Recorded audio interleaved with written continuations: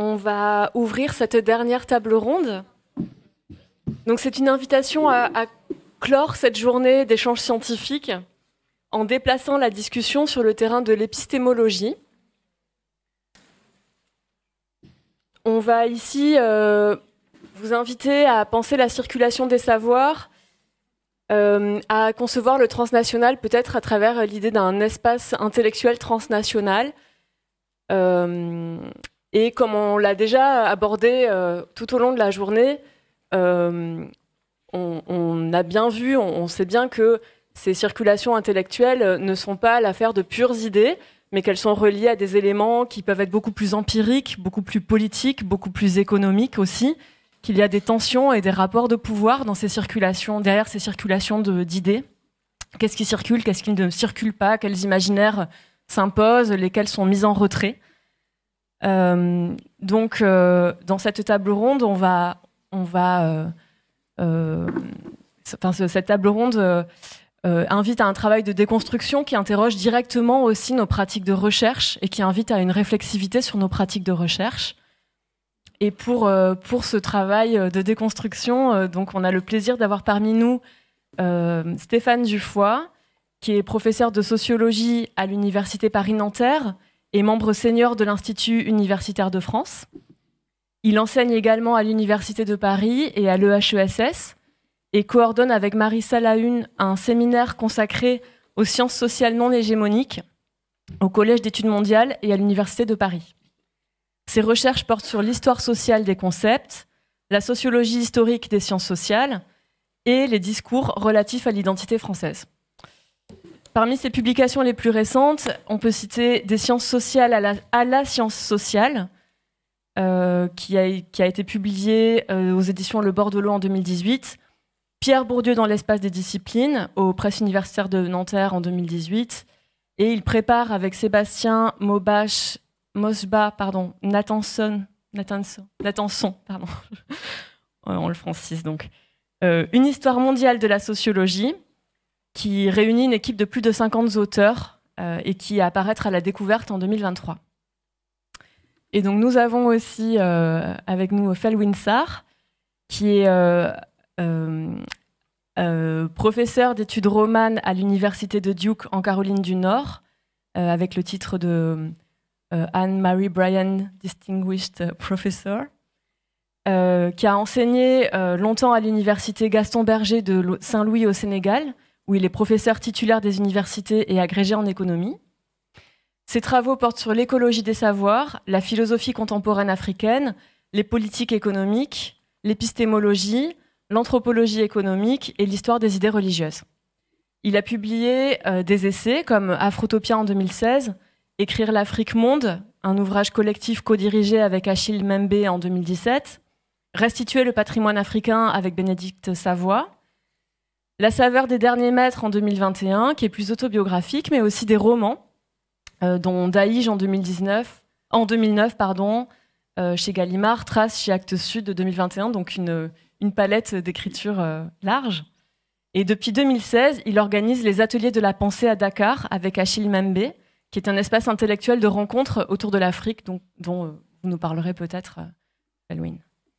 Donc vous avez tous deux pour point commun d'être à la fois en position d'observateur, d'analyste et aussi d'acteur de ces champs de diffusion des savoirs, des penseurs de la relation, des espaces de dialogue, des collectifs, des réappropriations et des réinventions. Et donc vous nous invitez à aborder le transnationalisme à un autre niveau, celui de la circulation des savoirs, des représentations, des imaginaires. Alors, on pourrait initier le dialogue autour d'une première question. Dans vos travaux, vous mettez en exergue le poids de modèles, de dogmes qui sont exportés et imposés, souvent avec un arrière-plan colonial, en tout cas avec des lignes des rapports sociaux et des rapports sociaux historicisés. Vous parlez par exemple du concept de modernité pour la sociologie, Stéphane Dufoy, ou de globalisation, Felwine Sarr, de la notion de développement pour l'Afrique notamment, celle aussi de globalisation. Quels sont les ressorts de cette hégémonie aujourd'hui? Comment s'articule-t-elle avec les rapports coloniaux notamment? Peut-être pour lancer la discussion. Felwine, vous voulez commencer? J'aimerais d'abord dire le plaisir que j'ai d'être ici et de participer à cette table ronde. Donc remercier Michel Agier de m'avoir invité. Et je suis très heureux d'échanger avec Stéphane et Anna. Et je suis aussi heureux de parler d'épistémologie et de savoir et de circulation des savoirs et des imaginaires. En fait, si on prend le Sénégal, l'université de Dakar a été créée en 1959 et au départ, l'université de Dakar s'est fondée sur l'Institut universitaire de Bordeaux.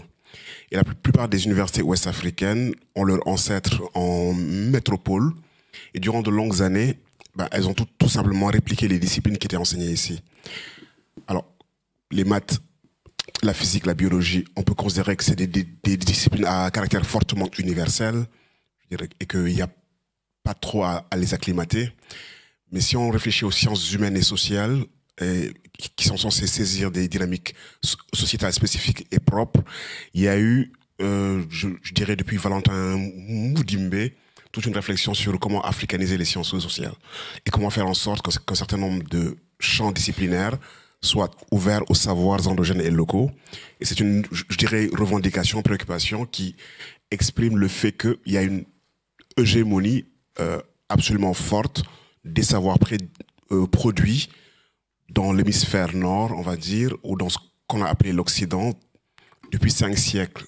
Et que probablement, il y a toute une histoire à faire, toute une archéologie de ces savoirs à faire, mais que fondamentalement, l'une des limites de ce fait, c'est de considérer que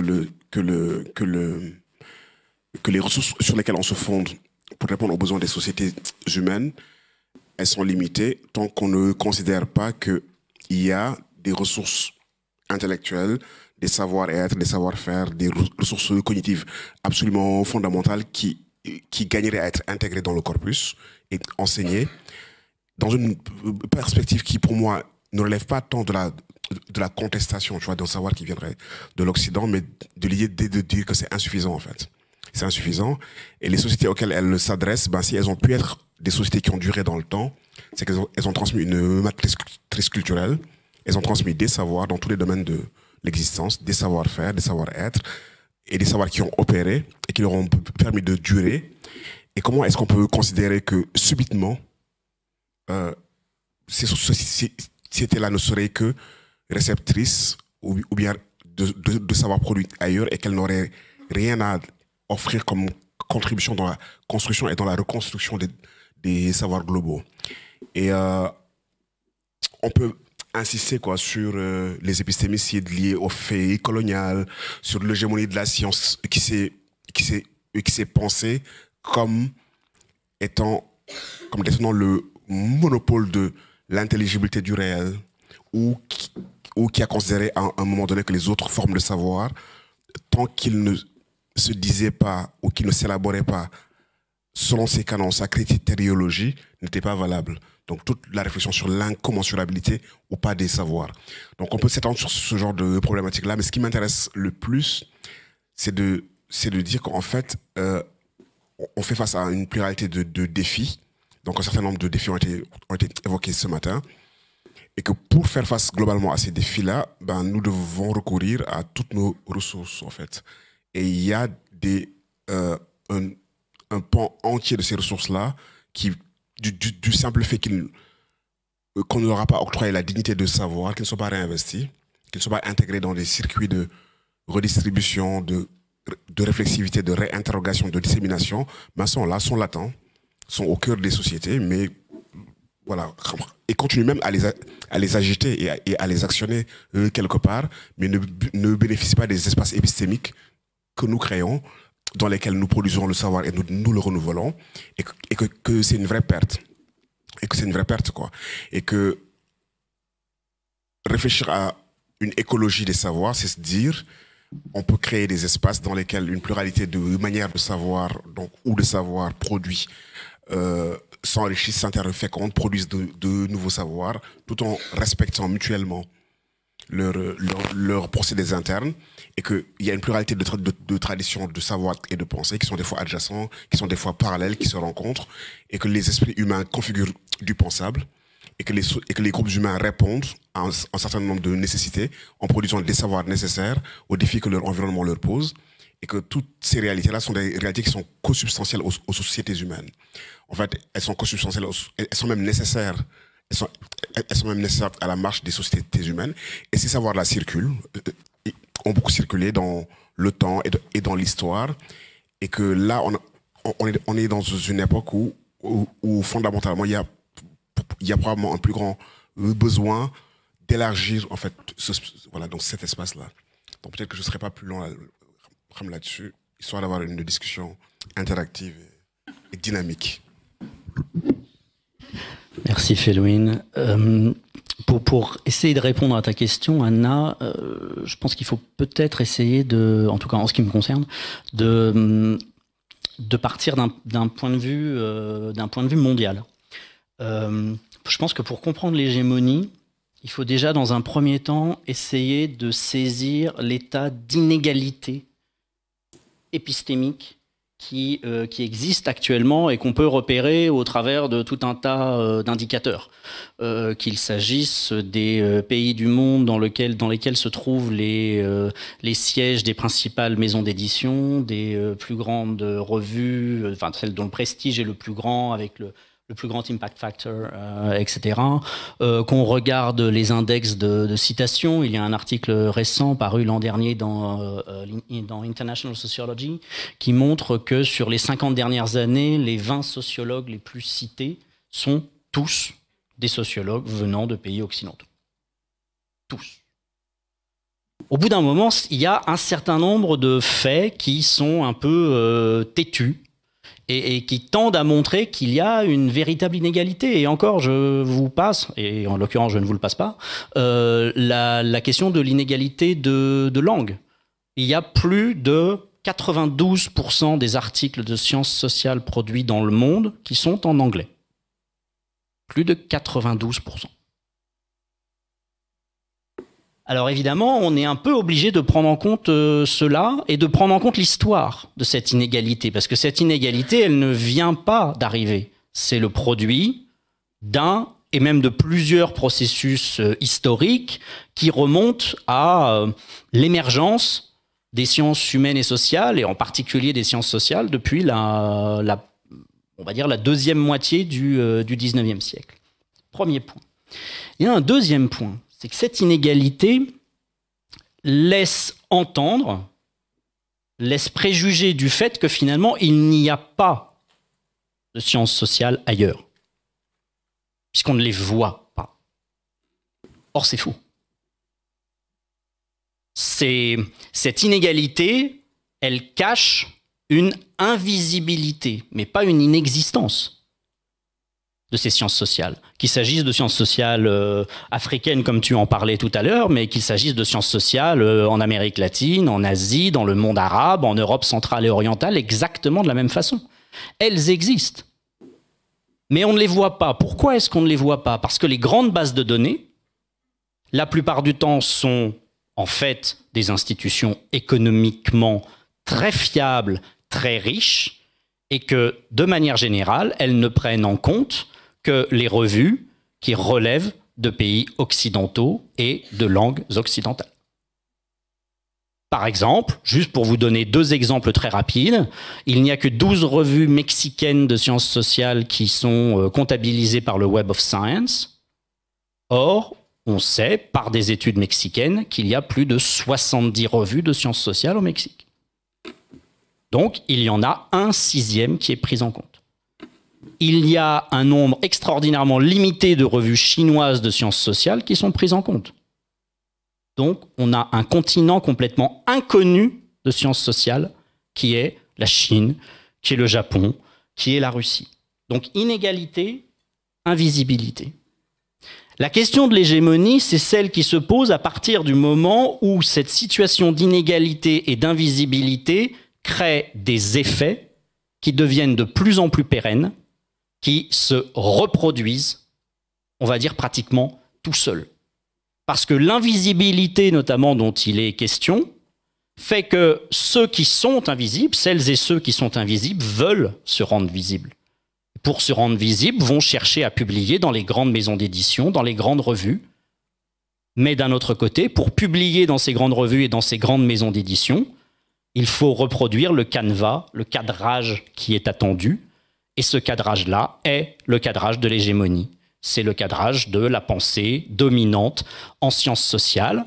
Sinon, l'article est refusé. Il faudrait faire une sociologie des articles refusés par les grandes revues internationales pour bien comprendre exactement les ressorts de cette hégémonie-là, par le biais notamment des citations et des non-citations. Donc les ressorts de cette hégémonie, ils sont à la fois inscrits à l'intérieur d'une histoire qui est une histoire longue. Ils ont des effets qui sont particulièrement puissants encore aujourd'hui, mais surtout, et ça peut peut-être permettre de rebondir et de relancer, surtout, ils constituent une forme de quasi-impossibilité d'aller de l'avant. Parce qu'ils rendent très compliqué la discussion sur ce qui justement pourrait venir fonder une sorte de discussion beaucoup plus large, beaucoup plus mondiale, beaucoup plus saine, peut-être plus égalitaire également, de ce que sont les sciences sociales, de ce que sont leurs fondements épistémologiques. Merci. Alors oui, pour rebondir sur cette question, justement, quels pourraient être ces espaces de discussion? Quels seraient les espaces possibles? Dans quelles arènes est-ce qu'on pourrait avoir des espaces contre-hégémoniques ou des espaces alternatifs? Je ne sais pas comment il faut les qualifier. Felwine, vous parliez de ces mécanismes de délégitimation des savoirs. Comment est-ce qu'on peut relégitimer des savoirs? Ou est-ce qu'on va... Comment on détermine... Aussi, peut-être, qu'est-ce qu'on qualifie de savoir? Il y a aussi la question de qu'est-ce qu'on qualifie, enfin, à quel savoir on accorde la légitimité. Enfin, déjà, qu'est-ce qu'on reconnaît comme savoir avant même de lui accorder une légitimité ou une valeur. Voilà, comment est-ce qu'on peut renverser ces mouvements? Dans quel type d'espace? Je pense déjà que Stéphane a fait une archéologie de l'existant, d'une dynamique qu'on pourrait qualifier d'auto-entretenue, à travers laquelle on peut voir des mécanismes incitatifs liés à une économie du savoir, comment est-ce qu'elle fonctionne, comment cette économie du savoir-là met certains à la marge et renforce des situations monopolistiques. Mais il me semble qu'on est encore là, tu vois, dans une critique interne du savoir dominant. C'est-à-dire que, et même le terme savoir, on l'applique à ce savoir-là. Et il me semble que l'un des élargissements serait de considérer des communautés épistémiques qui sont en dehors de l'académie. De considérer que l'académie n'est pas la seule communauté épistémique. Et qu'elle a fait beaucoup de bien à tout le monde, mais ce n'est qu'une communauté épistémique parmi les communautés épistémiques. Et commencer à tourner le regard vers les autres formes de communautés épistémiques et les autres formes de lieux qui produisent des savoirs, qui diffusent dans les groupes humains, qui diffusent par plusieurs biais. Il y a des sociétés qui sont verbomotrices, où le savoir se dissémine par le biais principalement de l'oralité. Ça ne veut pas dire que l'écrit n'existe pas, mais le principal véhicule de la transmission de la matrice culturelle ou de ce que les sociétés estiment digne d'être transmis est l'oralité. On peut considérer énormément de lieux qui sont des lieux qui produisent de l'intelligibilité sur le réel et qui sont ignorés. Et ici, il y a l'ignorance déjà, c'est ce que Stéphane dit, lorsqu'on ne lit pas la langue et que c'est pas traduit dans une langue dominante, etc. Mais le fait de ne pas les considérer comme justement des savoirs, cette forme d'ignorance-là, je veux dire, les invisibilise. Et je pense que probablement il y a plusieurs types de chantiers. Il y a à pluraliser les formes de savoir déjà à l'intérieur de l'académie. Dans mon université actuellement, on essaie de recruter quelqu'un qui enseignerait ce qu'on appelle les indigenous thought. Et j'ai trouvé ça intéressant de considérer que les pensées dites indigènes, donc d'Amazonie ou d'Australie, et on cherche quelqu'un qui est native, qui est un scholar, donc qui a étudié, qui connaît ses langues, qui connaît ses imaginaires et ces épistémologies-là, qui les connaît de manière fine, de l'extérieur et de l'intérieur, et qui viendrait les enseigner. Et j'ai trouvé intéressant cette ouverture épistémologique vers ces lieux, puisque c'est pas gagné, quoi, que c'est valable, que c'est important d'aller comprendre en dehors juste d'un processus d'exotisation ou pas, je dirais, parce qu'il y a toute cette lutte pour la légitimité de ces savoirs-là et quel regard on pose sur ces savoirs, à quoi servent-ils, sont-ils encore opérants en dehors d'un certain nombre de visions que l'on a d'eux. Donc bien évidemment, il y a tout le débat à l'intérieur des académies, décoloniser les savoirs, pluraliser les savoirs, etc., éclater les disciplines, bien évidemment. Mais j'ai souvent le sentiment que il manque la reconnaissance extramuros des autres savoirs qui sont dans des lieux qui ne sont pas estampillés institutions de production de savoir. Et que là-bas, il y a un autre travail à faire et il y a d'autres types de méthodologies à emprunter. Il y a tout un travail d'inventer, de comprendre les critères gnoséologiques de ces savoirs-là. Comment est-ce qu'ils se produisent comme savoir? Comment est-ce qu'ils se renouvellent? Comment est-ce qu'ils se critiquent? Comment est-ce qu'ils se valident? Et que là, il y a une vraie pluralité épistémologique à avoir et que peut-être que même en voulant les intégrer dans l'académie, quelque part, on les traduit dans des formats qui pourraient peut-être leur faire perdre ce qui font leur spécificité fondamentale. Et c'est une question qui n'est pas simple. Qui n'est pas simple. Je ne pense pas qu'il y ait une solution évidente, mais j'estime qu'elle mérite qu'on se la pose. Elle mérite qu'on se la pose en se disant, tiens, la tentation anthropophage de notre académie, qui même des fois dans nos sciences humaines et sociales, lorsqu'elle ne se renouvelle pas, va aller chercher quelques nouveautés pour les réinjecter dans son propre corpus pour produire, puisqu'on est toujours en quête de la nouveauté, et pour revigorer quelques humanités qui seraient un peu, je dirais, sur le déclin ou moribondes. Donc même dans la tentative d'ouverture et la pluralité épistémologique, il y a des mécanismes d'anthropophagie qui existent et qui des fois servent à reproduire ou à faire durer des savoirs qui pourraient devenir obsolètes puisqu'ils ne répondent plus à des besoins. Donc je pense qu'il y a ce double regard-là à avoir, être à l'intérieur de l'institution. Je veux dire, je ne vais pas scier la branche sur laquelle je suis assise, quoi. J'aime l'académie et j'aime le lieu que c'est, quoi. Mais être en mesure, tu vois, d'avoir un pied dedans, de regarder cette institution du dedans et peut-être du dehors, en se disant que peut-être nous sommes des individus à la croisée de plusieurs bibliothèques et que l'une des bibliothèques, c'est l'académie, mais que nous avons été instruits par d'autres bibliothèques et que le fait que nous le sachions nous donne un regard en biais et que, bien qu'adhérant au mécanisme, à l'ordre du discours, à mes propres généalogies intellectuelles, être capable de dire qu'il y a d'autres lieux de savoir qui n'obéissent pas à ces généalogies intellectuelles-là et qui seraient intéressants d'explorer dans une attitude d'humilité et dans une attitude de rapport non hégémonique ou de pédagogie horizontale. Je sais, mais votre savoir-là, est-ce qu'il obéit à tel critère, etc., je veux dire. Voilà, donc essayer de faire ce pas de côté et explorer une entreprise qui n'est pas aisée, mais qui peut être faite, quoi. Et donc, voilà, où sont les communautés épistémiques? À quoi elles ressemblent? Comment est-ce qu'on peut y accéder? Et comment est-ce qu'on peut faire en sorte de désacadémiser les savoirs? Et parce que finalement, notre but ultime est quand même de disséminer dans la société en vue des finalités que la société, elle se choisit elle-même. Et comment justement, donc, peut-être même pas créer, mais en tout cas dans un premier temps, reconnaître ces espaces contre-hégémoniques qui existent, mais les reconnaître réellement en se déplaçant d'un point de vue épistémologique et en justement déplaçant le regard et en tentant de ne pas être prisonnier de ses propres généalogies. Je vais rebondir sur ce que vient de dire Felwine, qui est vraiment, à mon avis, très important, et je vais essayer de recoller à ta question par la suite. L'idée, effectivement, d'une chaire d'Indigenous Thought est assez symptomatique de ce qui se passe à l'intérieur d'un certain nombre, non pas de pays, mais à l'intérieur d'un certain nombre de campus ou d'universités qui sont historiquement, plus ou moins depuis longtemps, engagés justement à l'intérieur de cette forme de décolonisation des savoirs ou d'ouverture des savoirs, ce que l'on voit notamment, bon, à part le cas de Duke et de certaines autres universités américaines, mais qu'on voit également en Grande-Bretagne avec les mouvements à la LSE, à Oxford, à Cambridge, les Decolonizing Anthropology, Decolonizing Sociology, qui est la suite en fait du mouvement Rhodes Must Fall, qui est le mouvement de 2015 pour déboulonner la statue de Cecil Rhodes au milieu du campus de l'université de Cape Town. Et c'est une diffusion de de tout cela. Mais cette question de l'indigénisation et de l'indigène, il faut aussi en fait la saisir comme une arme rhétorique. C'est une arme rhétorique qui est à double tranchant, ou qui plus exactement peut fonctionner de deux façons.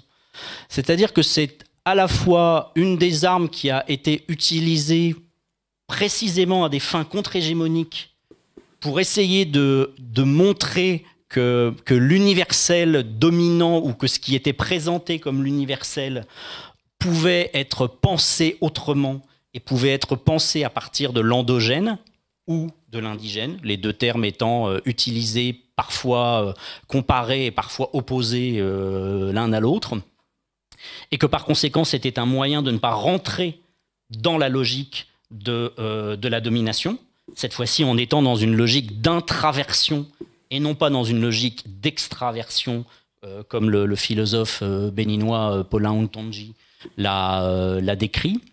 Mais l'indigénisation est aussi présentée par les partisans de l'universalisme sociologique comme étant une action non légitime.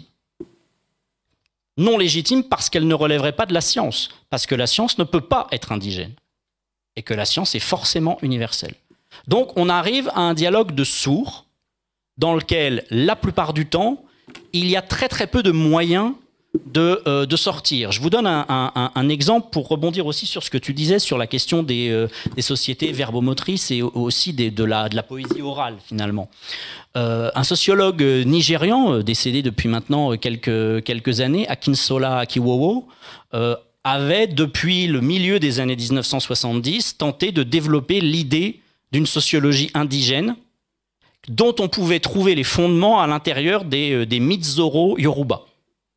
Et ça n'était pas quelqu'un qui était purement limité à l'espace du Nigeria. Il a été vice-président de l'International Sociological Association. C'est quelqu'un qui était parfaitement intégré à un espace qui était un espace sociologique relativement mondial, mais qui, lui-même, de son côté, estimait, et d'une manière largement provocatrice, qu'il y avait une tension, non seulement à trouver, mais à répéter, à montrer, entre la question de l'universalisme et la question de l'indigénisation. Et sa tentative a été très critiquée, non seulement au niveau de l'International Sociological Association, mais également au niveau de tout un ensemble de sociologues d'Afrique subsaharienne, qui, en fait, étaient dans une logique consistant à penser que la volonté d'indigénisation d'Akiwowo n'était qu'une simple transposition via la mythologie yoruba de concepts qui étaient malgré tout des concepts occidentaux. C'est-à-dire qu'on rentre dans une logique qui est une logique fractale, dans laquelle il y a toujours quelqu'un qui vient d'une certaine façon critiquer ce qui est fait par d'autres au nom de l'importation. Comme s'il y avait toujours quelqu'un qui importait plus alors qu'il faudrait importer moins. Donc il y a une indigénisation redoublée, une méridionalisation redoublée qui doit nous inciter justement à réfléchir sur cette tension. C'est-à-dire qu'en fait, l'universalisme et l'indigénisation, ce ne sont pas, en tout cas à mon sens, ce ne sont pas des dimensions entre lesquelles il faut choisir. Les sciences sociales, depuis leur tout début, sont fabriquées autour de cette tension. Et on ne peut pas couper à travers. Ce n'est pas un nœud gordien qu'on peut venir trancher avec une épée, ou alors se contenter de dire « moi je suis un universaliste, moi je suis un indigéniste ». Je n'ai quasiment jamais entendu un sociologue revendiquant l'idée d'une meilleure localisation ou d'une meilleure relevance, comme le terme est souvent utilisé, de la sociologie ou de l'anthropologie, et qui se présente lui-même comme un indigéniste. Jamais. Parce que la plupart du temps, la revendication de l'indigénisation est une revendication d'un autre universel, et non pas une négation de l'universel. C'est simplement la négation d'une définition située, occidentale de l'universel, mais qui tend à vouloir aller vers un futur, un avenir dans lequel on peut penser autrement l'universalité. Je vais simplement vous citer une phrase, et après j'arrête. Une phrase qui est issue d'un livre de Walter Mignolo et Catherine Walsh. En 2018, ils publient un ouvrage qui s'appelle « On Decoloniality ». Et vous trouvez à l'intérieur de cet ouvrage une phrase qui est la suivante. La décolonialité promeut une pluriversalité en tant qu'option universelle. Si on lit cette phrase comme ça et qu'on n'a jamais réfléchi épistémologiquement à la question des sciences sociales, à la question des épistémologies alternatives, cette phrase est incompréhensible. Et c'est une des raisons précisément pour lesquelles les adversaires de ces épistémologies alternatives, et notamment du mouvement Coloniality, Modernity, auquel appartient Mignolo, considèrent que c'est soit du blabla, du prêchi-prêcha, du simple militantisme, et qu'on n'a même pas à discuter épistémologiquement de cette question. Or, c'est là qu'est l'erreur. Parce que justement, l'ouverture dont parle Felwine, c'est pas simplement une ouverture vers de nouveaux savoirs, c'est de notre côté. Oui, de notre côté européen, américain, occidental, s'ouvrir à ce qui est écrit ailleurs. Pour ne pas avoir l'impression que la sociologie et l'anthropologie se résument à quelques noms allemands, britanniques, américains ou italiens. Mais qu'il y a de la sociologie et de l'anthropologie au Japon, en Tunisie, en Afrique du Sud, au Cameroun, au Pérou, et que ça ne la rend pas moins bonne. Et qu'on ne peut pas discuter et dire non, stop, si on ne la lit pas. Donc l'ouverture, c'est une des premières conditions de possibilité, précisément pour faire reculer l'invisibilité dont je parlais tout à l'heure.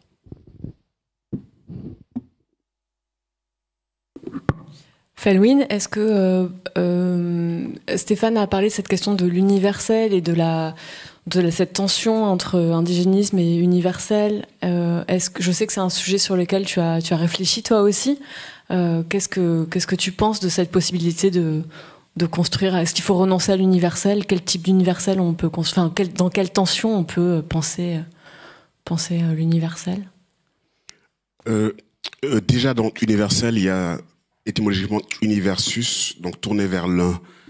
Et souvent, je dirais ce glissement étymologique nous a fait penser que l'universel, c'est l'uniforme.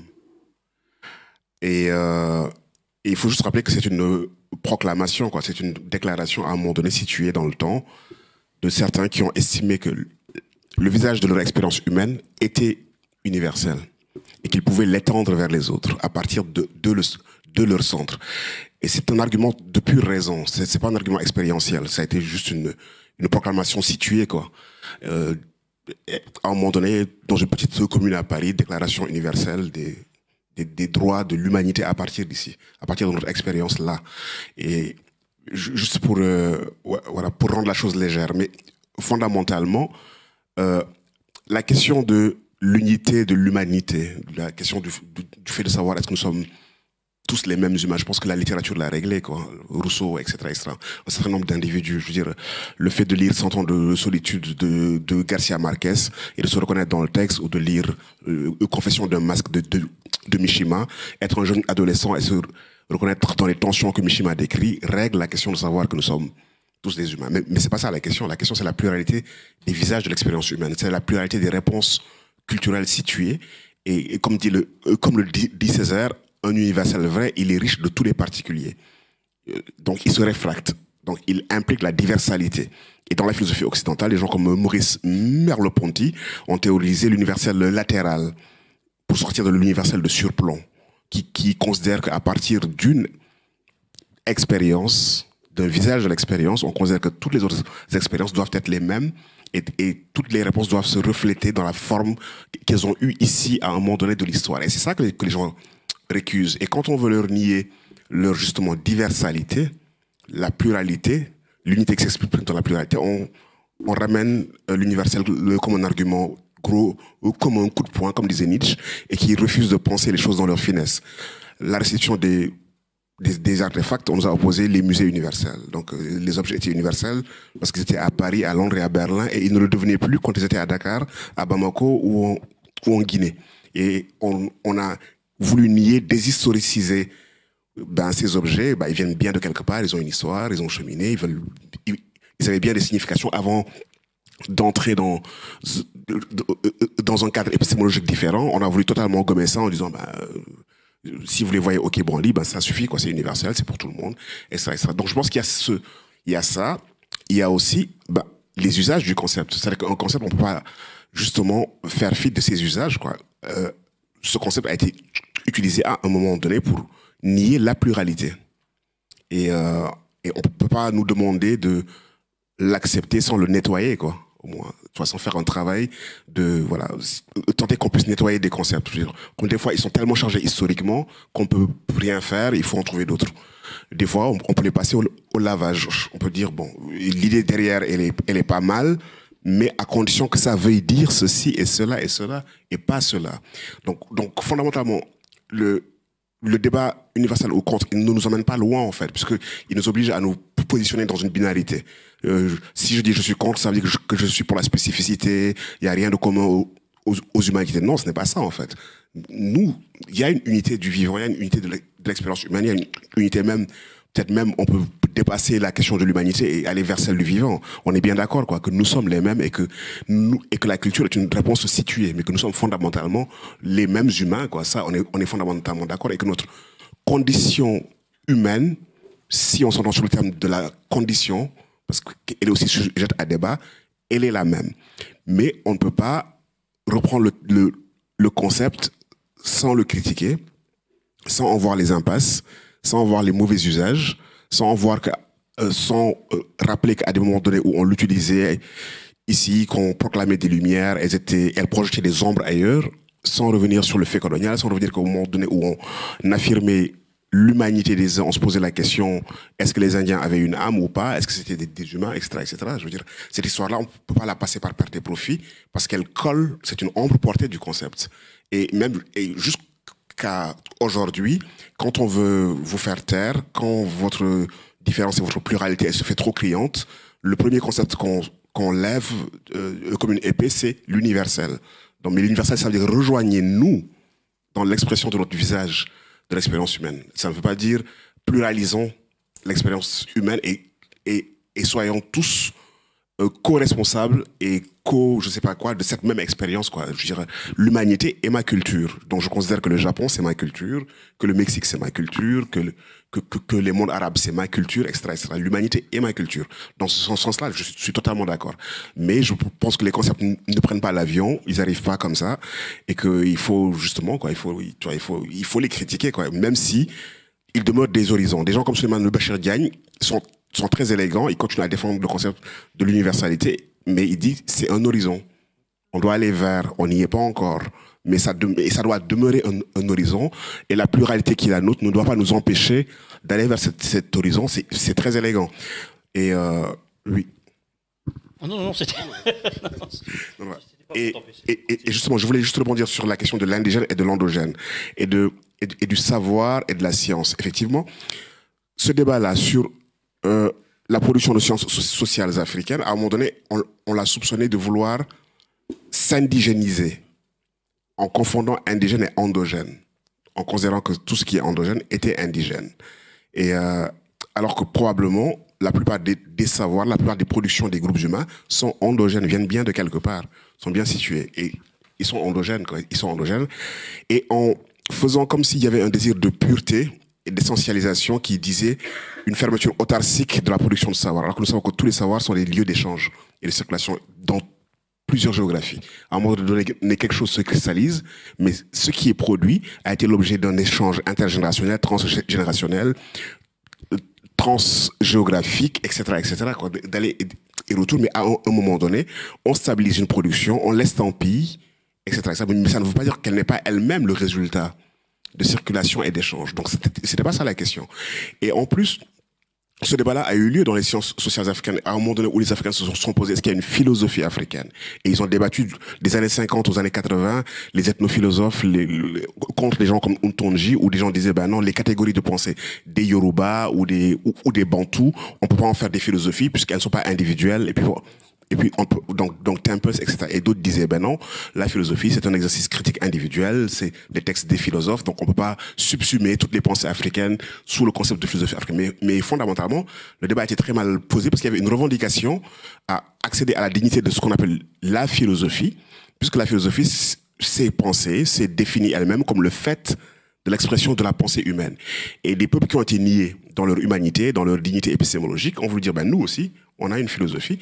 Et c'est là où Mamoussy Diagne va dire non, la question, ce n'est pas celle-là. La question, c'est est-ce qu'il y a des pratiques discursives dans les sociétés? Ces pratiques discursives, elles peuvent s'exprimer dans des formes que l'on pourrait qualifier de philosophiques, puisque c'est une tradition que l'on reconnaît, mais ces pratiques discursives peuvent s'exprimer dans des formes différentes de ce que l'on appelle la philosophie.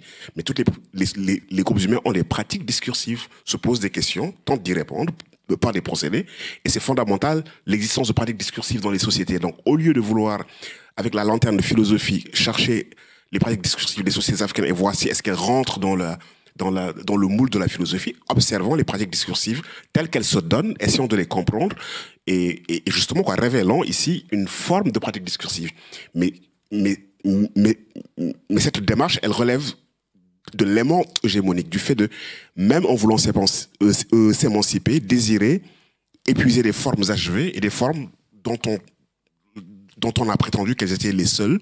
Je dirais jusqu'à Deleuze, quoi. Deleuze va dire de la philosophie que, elle est née en Orient, elle a eu son enfance, elle a balbutié, mais qu'elle a atteint sa maturité, je veux dire, en Occident, quoi, etc., etc. Donc, il y a ces problématiques-là qui sont derrière. C'est-à-dire que des hégémonies qui sont des hégémonies symboliques et des hégémonies d'imaginaire dans des formulations. Et souvent, nos débats continuent à être prisonniers de ces formulations-là et des tentatives de reconnaissance qui sont derrière, des demandes de reconnaissance. Et je pense que le jour où on se libérera des demandes de reconnaissance formelles, on pourra envisager la question de manière beaucoup plus féconde. Donc, peu importe que ça va être philosophie ou pas, mais quelles sont les pratiques discursives de ces groupes et qu'est-ce qu'ils nous apprennent, quoi, et qu'est-ce qu'on peut tirer de là? À mon avis, c'est ça la question. Donc, après, on peut totalement dépasser la question de l'indigène, de l'endogène, mais si on transcende les catégories et si on reconnaît l'histoire des concepts et on fait de la sociologie des concepts, quoi, et ne plus confondre science et savoir, quoi. La science, c'est une forme de savoir. Ce n'est pas tout le savoir. Alors, tu citais Nietzsche avec le coup de poing. Nietzsche écrivait aussi qu'il y a certains mots qui deviennent si durs qu'on peut se casser la jambe dessus. Je pense qu'universel est devenu un de ces termes-là, c'est-à-dire qu'on n'est plus véritablement capable aujourd'hui de discerner le nombre de sens qu'il peut véritablement avoir. C'est-à-dire que ces sens sont devenus tellement idéologiques qu'il y a bien évidemment, et qu'il y a eu depuis longtemps, je voulais justement insister sur ce point, des revendications pour transformer la définition de l'individuel. Déjà en 1958, le sociologue brésilien Alberto Guerreiro Ramos écrivait dans A Redução Sociológica, la réduction sociologique, il écrivait le fait que tous les concepts, si on voulait pouvoir les appliquer à un endroit précis, il fallait les réduire. Comme tu dirais, les nettoyer. C'est-à-dire qu'on ne pouvait pas appliquer n'importe quel concept venu de n'importe où pour le faire entrer au chausse-pied à l'intérieur d'une situation sans se poser la question de savoir s'il a une chance d'être pertinent pour cette situation. Donc lui, il appelait ça le réduire. Mais ça voulait également dire pour lui que ce concept, il avait été créé quelque part. Il était situé. À aucun moment, il avait une espèce d'existence éthérée qui, en quelque sorte, lui permettrait d'être valable n'importe où. Mais pour autant, chez Guerreiro Ramos, chez un spécialiste de sciences sociales malaisien comme Syed Hussein Alatas, chez d'autres personnes comme celle-là, chez d'autres chercheurs comme ceux-là, il n'y a pas une négation de l'idée d'universalité, d'universel ou d'horizon d'universalité, comme tu le disais en rappelant les paroles de Souleymane Bachir Diagne.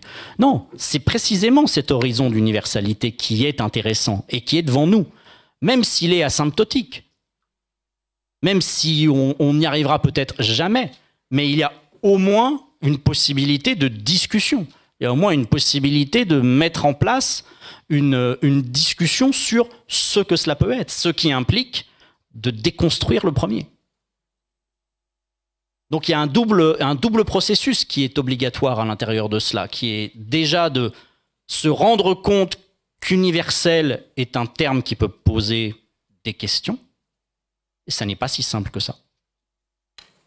Pour ensuite se faire une idée de l'histoire qu'il a, c'est-à-dire du poids qu'il a exercé, de la manière dont il est venu transformer un certain nombre de choses, de la violence épistémique qu'il a pu avoir sur un grand nombre de sociétés, de territoires, de langues, de savoirs, etc. Pour ensuite, éventuellement, dans un dernier temps, se poser la question de la façon dont on pourrait tenter de le définir.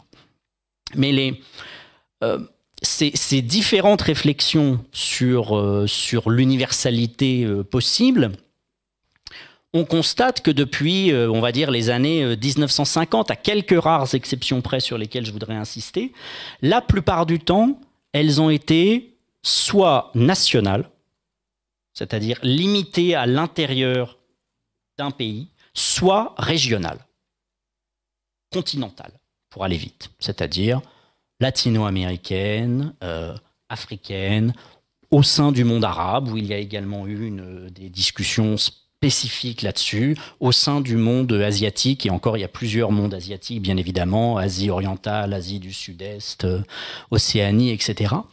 Et qu'il y a encore que de rares cas où il y a une circulation sud-sud de ces discussions-là.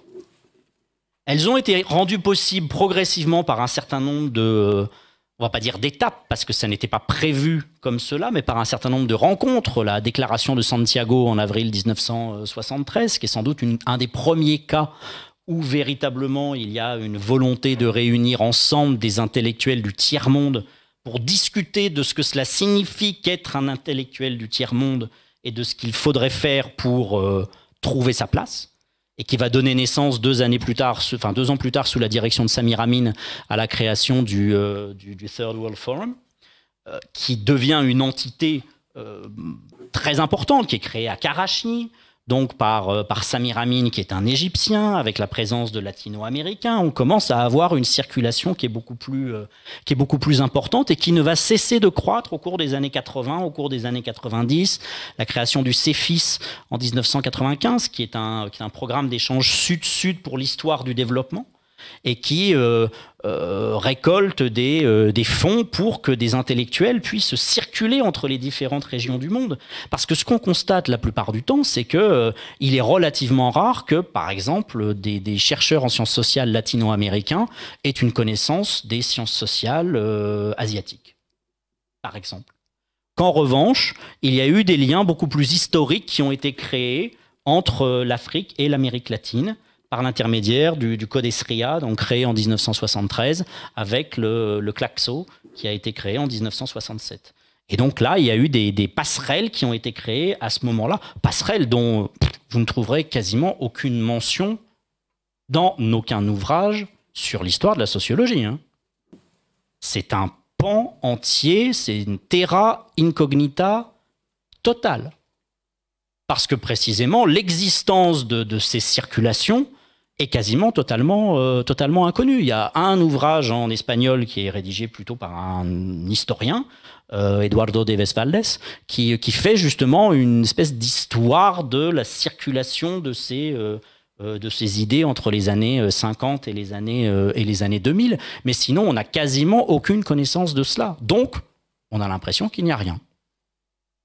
Alors qu'en fait, il y a eu, puisque tu posais la question des arènes, il y a eu des arènes qui ont existé, un certain nombre de celles que je viens de citer, mais une autre qui est assez intéressante, je trouve, qui est la création de l'Université des Nations Unies, qui a été créée en 1975 par l'ONU, et à l'intérieur duquel il y avait un groupe de travail qui était dirigé par un Japonais et qui avait organisé tout un séminaire qui lui était dirigé par l'économiste et sociologue égyptien Anwar Abdelmalek, qui était réfugié en France à cette époque-là, et qui avait monté tout un programme qui était un programme sur ce qu'il appelait la créativité endogène. Alors lui utilisait endogène, il n'utilisait pas indigène, mais l'idée était exactement la même. Quand on lit les travaux de ce séminaire-là, on trouve des intellectuels qui viennent rigoureusement de toutes les parties du monde, y compris de l'Europe communiste, ce qui à l'époque était quand même relativement rare qu'il y ait de véritable circulation à ce niveau-là, et avec une redéfinition de ce qu'est le développement, une redéfinition de ce qu'est l'universel, une redéfinition de ce qu'est l'endogène, c'est-à-dire que c'est un véritable travail, y compris lexicographique, sur comment est-ce que l'on pourrait penser les sciences sociales d'une manière différente. Ils ont fait différents colloques. Il y en a un qui a été organisé à Mexico, et notamment il y avait Garcia Marquez qui est intervenu. Donc il y avait un mélange entre les différentes personnes. Il y avait des anthropologues, il y avait des sociologues, il y avait des écrivains qui réfléchissaient à cette question de la spécificité, qui est le grand terme et le grand concept en quelque sorte d'Anwar Abdelmalek. Donc moi je préfère parler de tension plutôt effectivement que de binarité. C'est-à-dire qu'en fait, ce qu'on observe, c'est la binarité dans le discours. La pratique discursive, c'est celle de la binarité. Mais cette binarité est en fait une forme d'illusion. Ça n'est que la rhétorique et non pas la manière dont véritablement les choses se passent. C'est ce que tu disais aussi, Felwine, tout à l'heure, quand tu parlais de la volonté de ne pas confronter le Nord ou les universités au Nord, mais de composer avec ou de créer un dialogue, d'être dans justement cette tension, ce dissensus ou cette co-construction, et pas dans des oppositions binaires. Ouais. Oui, je le pense vraiment, parce que je pense qu'une mauvaise manière de poser la question pour nous, et des fois elle nous est adressée, c'est de nous définir d'un point de vue épistémologique et intellectuel en opposition à ce qu'on aurait acquis de l'académie occidentale. Comme si on devait... Valentin Moudimbe a écrit un ouvrage intéressant qui s'appelle « L'odeur du père », dans lequel il pose la question de la possibilité des sciences sociales africaines. Mais il crée un préalable, il dit avant de créer les sciences sociales africaines, il faut réellement examiner à quel point celles-ci sont les enfants du père, donc sciences sociales occidentales, et même lorsqu'elles cherchent à s'en détacher, l'odeur reste. Comment faire avec cette odeur du père, tu vois? Et c'est très intéressant parce que dans sa littérature, en dehors de ses essais, il y a toute une littérature de l'entre-deux, entre deux eaux, une littérature du clivage. Et c'est lié à son histoire individuelle, donc il était prêtre, avant d'être philosophe, etc., et entre deux cultures, et il a vécu cette tension entre les deux cultures.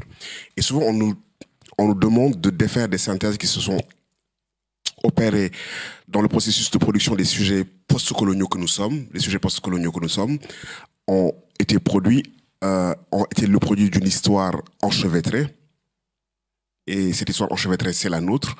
Et comme si justement, donc tout le débat décolonialité, post-colonialité, l'usage des langues, des concepts, est-ce qu'on peut penser l'émancipation en utilisant des concepts des catégories occidentales? Il y a une sorte de désir de nettoyage ou de pureté ethnique conceptuelle qui serait la source du renouveau. Et je ne crois pas du tout à cela. Je crois que fondamentalement, il faut assumer les synthèses. Il faut assumer les synthèses. Et justement, la pluralité épistémologique, c'est de dire que même des concepts qui ont pu servir à un moment donné, qui ont pu être hégémoniques ou qui ont pu peut-être même asservir, pourraient être récupérés si on peut les transformer en outils d'émancipation. Et j'aime bien l'idée des armes miraculeuses de Césaire, que l'on reprend. Et il y a ce travail donc d'assumer les synthèses à faire, mais en même temps de pluralité épistémologique, de pluralité épistémologique aussi assumée.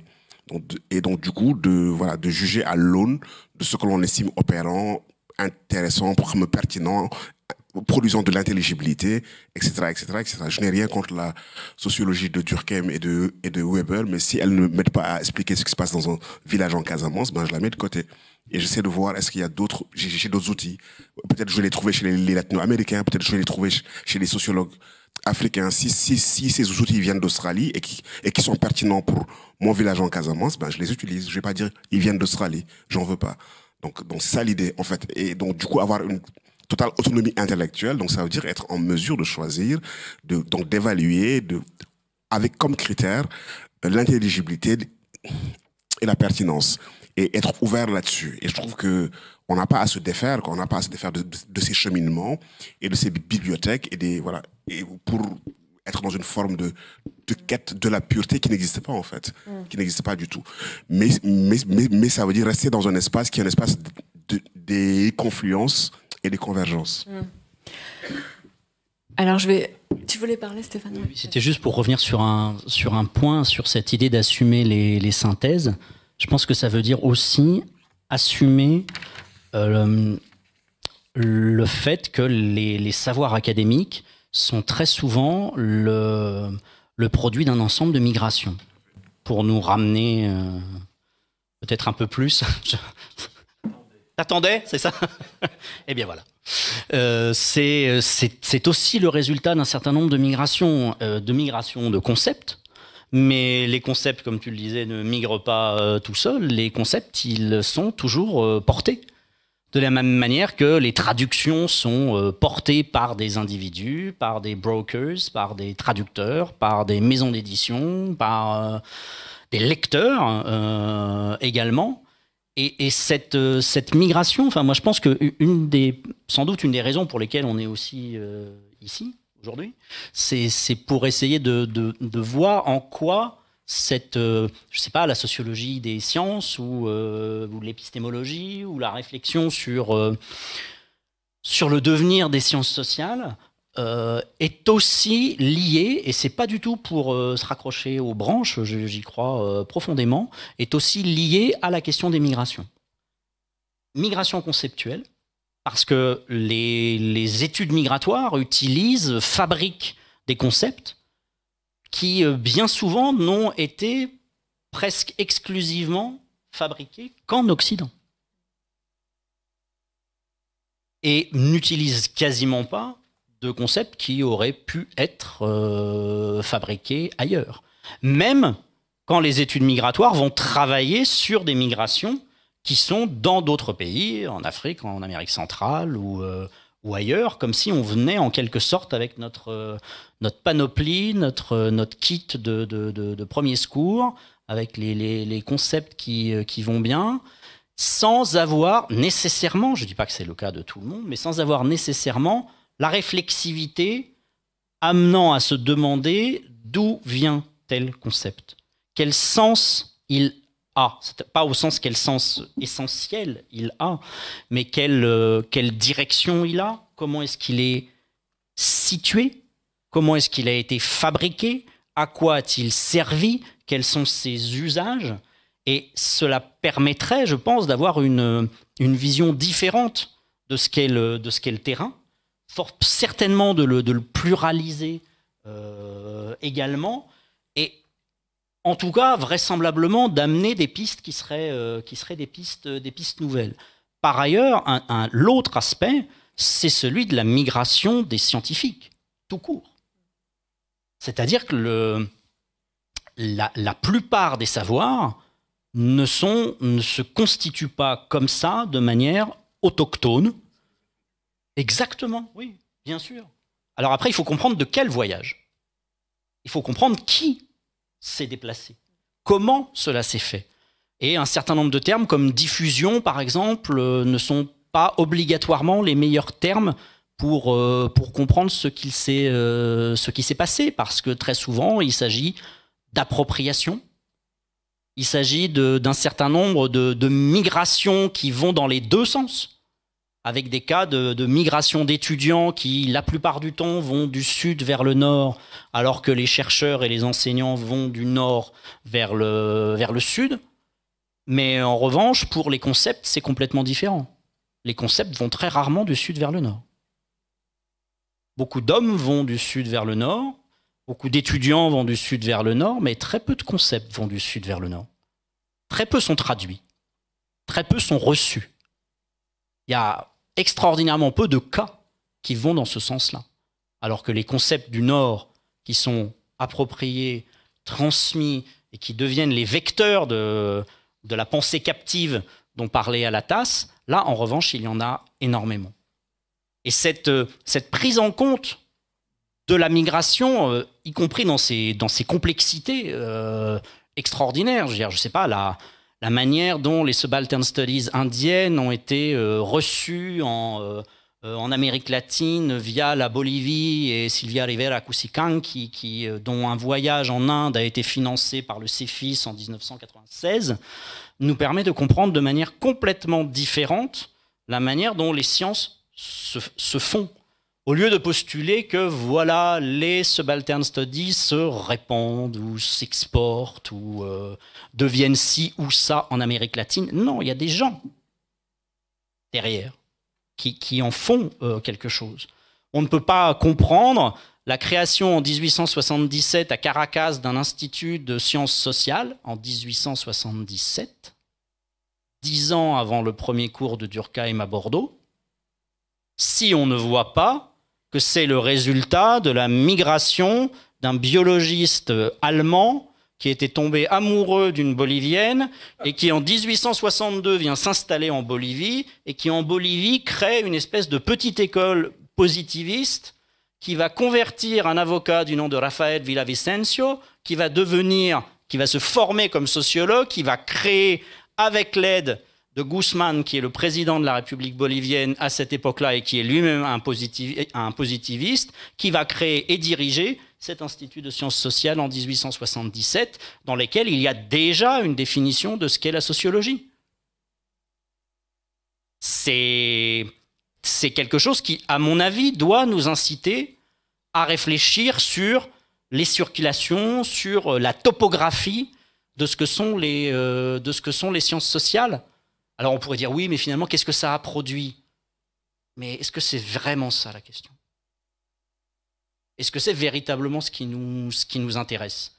Ce qui nous intéresse normalement en tant que spécialiste des sciences sociales, c'est de tenter de comprendre comment les choses se passent. Si déjà on réussit à les comprendre, on voit déjà un peu plus clair.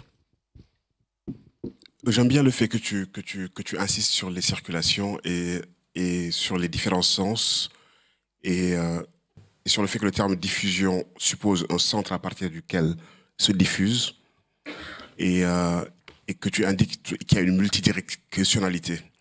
Et souvent, j'ai entendu et je soupçonne ces cartographies-là, parce que souvent, j'ai entendu dans ces cartographies le désir juste de dire, mais au fait, à l'origine de votre mouvement-là, il y avait un Anglais, un Allemand qui est venu quand même, quoi.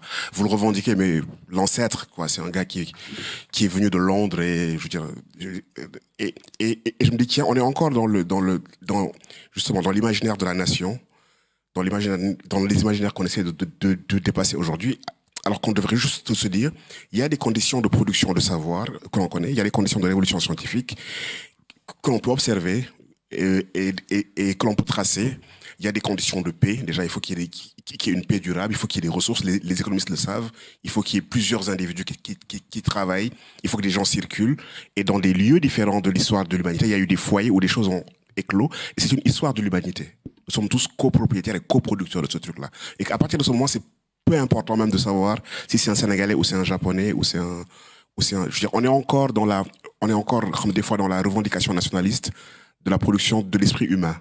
Tu vois, je veux dire, et même là, il y a encore des luttes, tu vois, pour nationaliser un certain nombre de productions intellectuelles, avec l'implicite qu'en fait, le centre, les gens qui produisent ces savoirs, c'est quand même le Nord. Et que même si vous en avez produit quelques avatars, mais l'ancêtre, allons voir, où est l'ancêtre?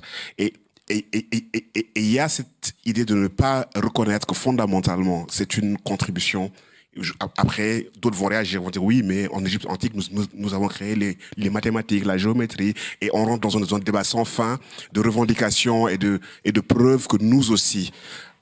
Alors que le plus simple, c'est d'accepter que fondamentalement, le produit de l'esprit humain est le produit de l'esprit humain, où qu'il se trouve, et qu'il y a des conditions historiques, économiques, sociologiques, culturelles, qui font que tel savoir éclot là, qui circule là-bas, qu'il explose ici, etc., etc. Et si on regarde les laboratoires de recherche aujourd'hui dans le monde, on voit qu'ils sont pluriels, qu'ils sont multi...